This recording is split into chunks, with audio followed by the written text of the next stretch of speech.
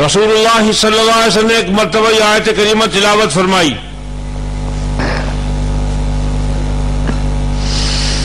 اعوذ باللہ من الشیطان الرجیم، بسم اللہ الرحمن الرحیم، فمن يرد اللہ ان يهديه يشرح صدره للإسلام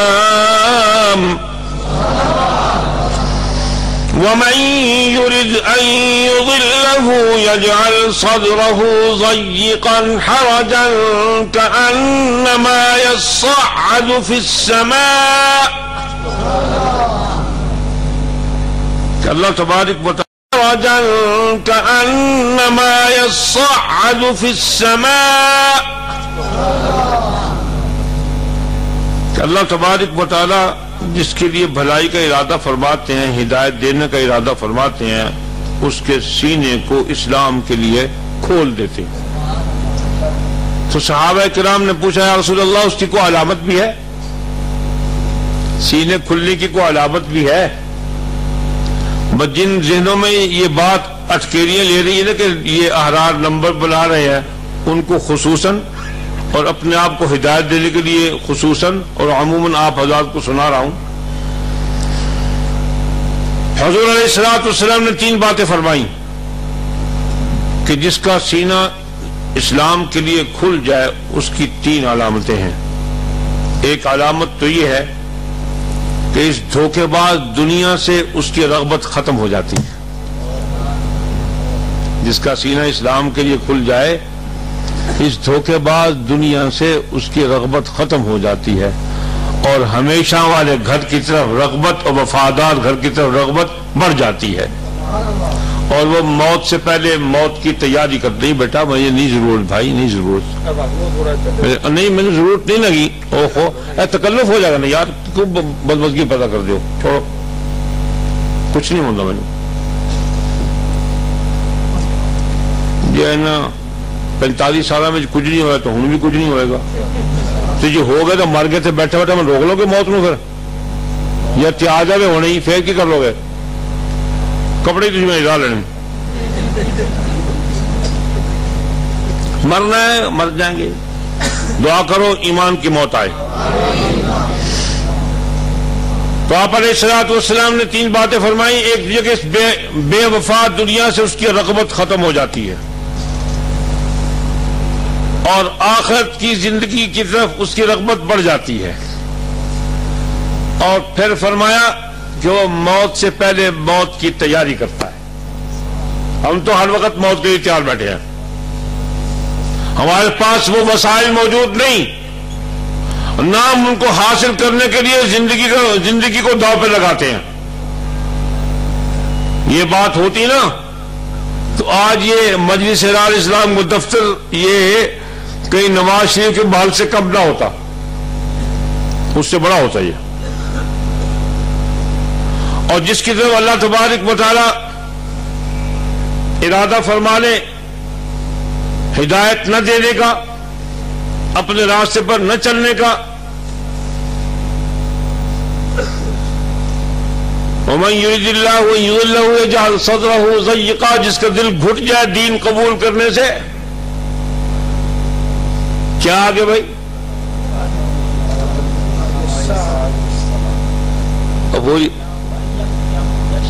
وہ تو ہو گئے پیچھے بابا. وَمَن يُضِلْ أَن يُضِلَّهُ يَجْعَلْ صَدْرَهُ ضَيِّقًا حَرَجًا كَأَنَّمَا يَصَّعَّدُ فِي السَّمَاءِ، جس کا سینہ اللہ تعالیٰ بھینچ دے، گھٹ دے، بند کر دے، وہ پھر دین کا کام کرنے کی کوشش کرتا ہے تو نہیں کر سکتا. اور اللہ نے عقل کے مطابق مثال دی ہے کہ جیسے آسمان پر چڑھنے کے لیے سیڑھی لگا کے کوئی چڑھنا چاہے چڑھ جائے گا؟ نہیں چڑھ سکتا، نہیں چڑھ سکتا. ضيقا حالا كأنما يصعد في السماء، سیڑھی لگا کے چڑھنا چاہے تو نہیں چڑھے گا، گرے گا. اور پنجابی کہتے ہیں ہم کے ڈگے گا، سا چڑھ جائے گا، انہوں سا پھول جائے گا، منہ سے پہاڑ ڈگے گا. اس کی وجہ یہ ہے کہ اس کا سینہ گھٹ گیا، اس کو کوئی دین کی بات اچھی نہیں لگتی، دکھاوے کے لیے وہ ایک کام کرتا ہے، اس لیے وہ ناکام رہتا ہے.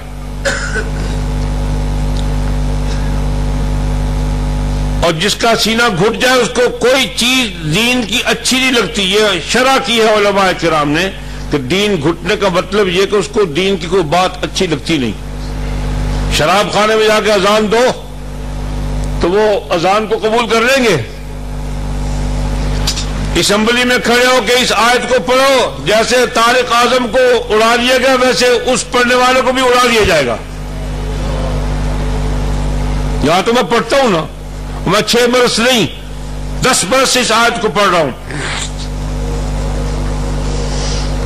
اعوذ باللہ من الشیطان الرجیم بسم اللہ الرحمن الرحیم یا ایہا الذین آمنوا لا تتخذوا بطانة من دونکم لا یعلونکم خبالا. پانی پلا دے یار، جو دفتر آیا پانی کسی نے پوچھا. یہ استقبالیہ بیٹھا میرا. یا ایہا الذین آمنوا لا تتخذوا بطانة من دونکم لا یعلونکم خبالا ودوا ما عنتم قد بدت البغضاء من افواہہم وما تخفی صدورہم اکبر. جزاکم اللہ خیر. تشیرو اللہ تعالی خالق ہیں. اگر اللہ اپنی مخلوق کے مزاج کو نہیں سمجھتا تو کوئی بھی نہیں سمجھتا. دنیا کے فلسفی فلسفہ بگیرتے رہے، بک بک کرتے رہے، کاغذات سیاہ کرتے رہے. کوئی وہ کیا کالم نیوز کو کیا کہتے ہیں، سیاہ کار اور سکالر، لمبے لمبے. مولوی کو تو کہتے اچھا مولوی، اگر کہو سکالر تو فون کان کھڑے کرتے جیسے خرگوش کان کھڑے کرتے دانا کھانے کے لیے کہ یہ کچھ سکالر کوئی نئی چیز آ گئی ہے. سیاہ کالر، یہ کالم نویس، کالر نویس، یہ سارے فلسوف اور بقول بھیتاب صاحب کے دانشور، وہ دانشور نہیں کہا کرتے دانشور، یہ سارے اکٹھے ہو جائے مخلوق کے مزاج کی گہرائی کو نہیں پہنچ سکتے، نہیں پہنچ سکتے. خالق ہے، اس نے پیدا کیا، جانتا میں نے کیا پیدا کیا. جو بات وہ بتائیں گے وہ بات ہوگی سلیقے کی اور پتہ کی. اور آخری بات، اللہ پاک نے مسلمانوں کو، مومنوں کو باخبر کیا ہے.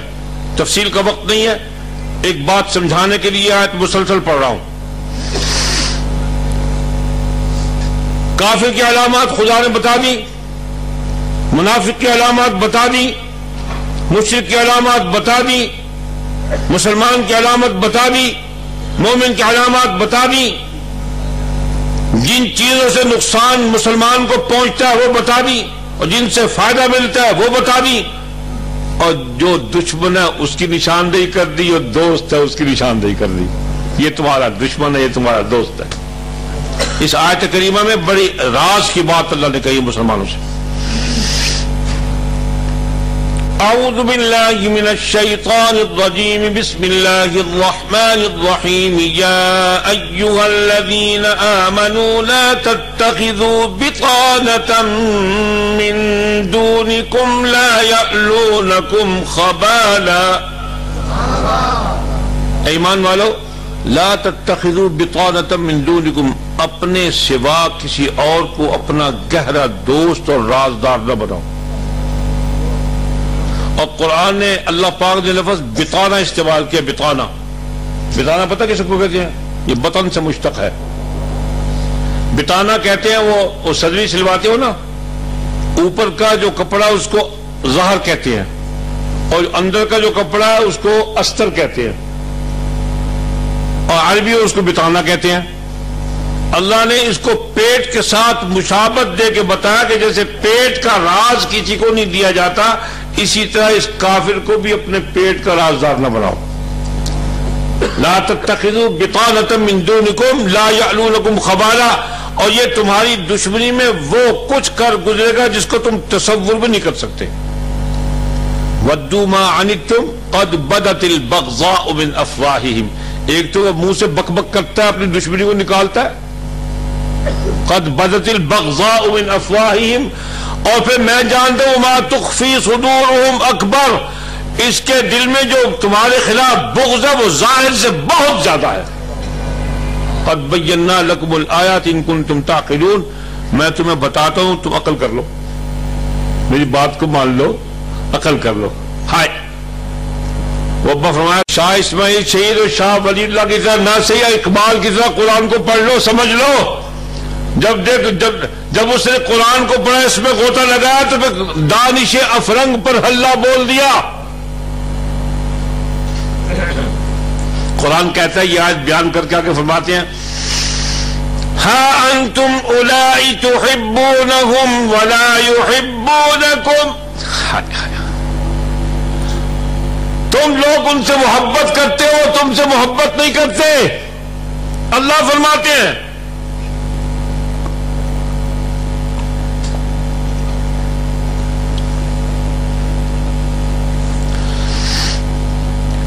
انتم اولائی تحبونہم ولا یحبونکم وتؤمنون بالکتاب کلہ.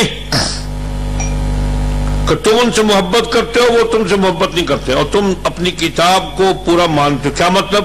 اس کے احکامات پر تمہارا یقین ہے، تم پورے احکامات کو تسلیم کرتے ہو. وہ تمہاری کتاب کو بھی تسلیم نہیں کرتے، تمہیں بھی تسلیم نہیں کرتے. تم ان کی کتاب کو بھی مانتے ہو، اپنی کتاب کو بھی مانتے ہو. تمہاری یہ خصوصیت ہے. اور وہ تمہارا دشمن جو ہے وہ تمہاری کتاب کو نہیں مانتا.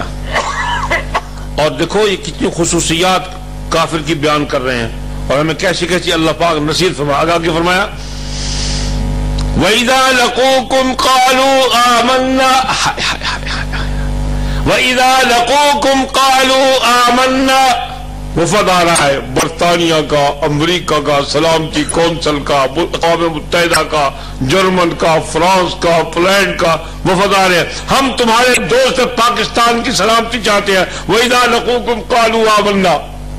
ہم تمہارے دوست ہیں، ہم پاکستان کو ویلکم کرتے ہیں جناب، ہم اس کو ترقی یافتہ دیکھنا چاہتے ہیں. لیکن ایک شرط ہے، ہم سے ڈالر لے لو اور مولوی مکا دو. مولوی مکا دو، مسجدیں ویران کر دو، مدارس ویران کر دو، خانقاہوں کو اجاڑ دو، اور جتنا چاہو مانگو، اس تصور سے زیادہ دینے کو تیار ہے. ہم تمہارے دوست ہیں، دیکھو برابر ہمارے چلو، جیسے ہم کہتا ہے ویسے مانو. ہم تم کو سلام کرتا ہے، تم بھی ہم کو سلام کرو. حضرت مولانا گلشیر شہید رحمت اللہ علیہ، میں تو زیارت نہیں کی، شاید بھائی شبیر صاحب نے زیارت کی ہو. ان کو وائسرائے علاقے کا گورنر جو اس دور میں تھا، وہ اپنے لے گیا دفتر میں، اور دفتر میں لے کے چلا گیا اور بٹھایا اس کو. تو پھر اس نے کھڑکی کھولی اپنے دفتر سے، پردی طرف کا اس طرف جھانک کے دیکھو. جب حضرت نے جھانکا نا ادھر، تو بڑے بڑے عبا و قبا جب و دستاول ہزار، لمبے لمبے روسٹ، لگ روسٹ، کیا سٹیم روسٹ، فرنی، چاول، زردہ، پلا، دونوں ہاتھ جڑے ہوئے تھے جیسے کبھی دیکھا ہی نہیں. کہنا کہ یہ بھی تو مولوی ہیں، پیر ہیں، کیسے سکون سے زندگی گزار دیں، تو بھی ادھر آ جا. وَإِذَا لَقُوكُمْ قَالُوا آمَنَّا. آ جا ادھر ہمارے ساتھ دوستی کر لے. لکھا ہے عزیز فاروق نے کہ حضرت نے وہ اپنی چادر جو ہے وہ مونڈے پر ڈالی اور بھاگ گئے. ماں جھکی چنگی ہے، ماں جھکی چنگی ہے. وہ ایک کھدر کی سلوار، کھدر کا کرتا، کھدر کی ٹوپی پہن کے بھاگ گئے، اس کے دفتر سے نکل گئے. اللہ پاک کافر کی تدبیروں کو بتا رہے ہیں. تو کیا کیا تدبیر کرتا ہے مسلمانوں کو تباہ کرنے کی. دوستی سے روکا، دوستی نہ کرو. اور حضور علیہ الصلوۃ والسلام نے ارشاد فرمایا فدا امی و ابی، کہ آدمی دوستی میں دین کھو بیٹھتا ہے.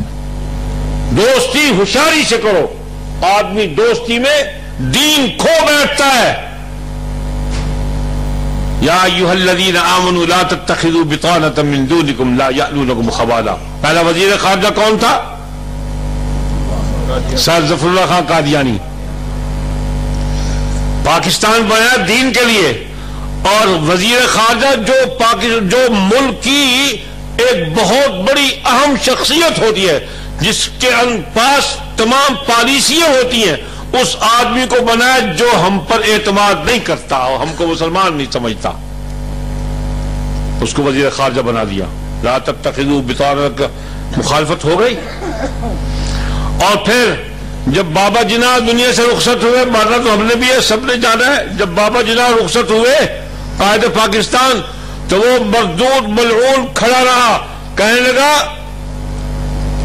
یوں سمجھو ایک کافر سلطنت کا مسلمان نوکر، ایک کافر سلطنت کا مسلمان ملازم، یا ایک مسلمان سلطنت کا کافر ملازم، میں جنازہ نہیں پڑھتا ہوں۔ اس کو تو کسی نے نہیں کچھ کہا، اس کو تو کسی نے کچھ نہیں کہا۔ اور امام الہند مولانا ابوالکلام آزاد نے پاکستان کی مخالفت نہیں کی، مولانا حسین احمد مدنی نے مخالفت نہیں کی، عطا اللہ شاہ بخاری نے مخالفت نہیں کی، اس قافلہ حریت نے تقسیم کی ترتیب کی مخالفت کی ہے، خطے کی مخالفت نہیں کی۔ اس ترتیب سے خطہ لو، اس ترتیب سے خطہ نہ لو، اس کو اب تک معاف نہیں کر رہے ہو۔ پاکستان کے دشمن، پاکستان کے دشمن، پاکستان کے دشمن، وڈے مامے پاکستان دے، ایک شکلہ نہ دیاں۔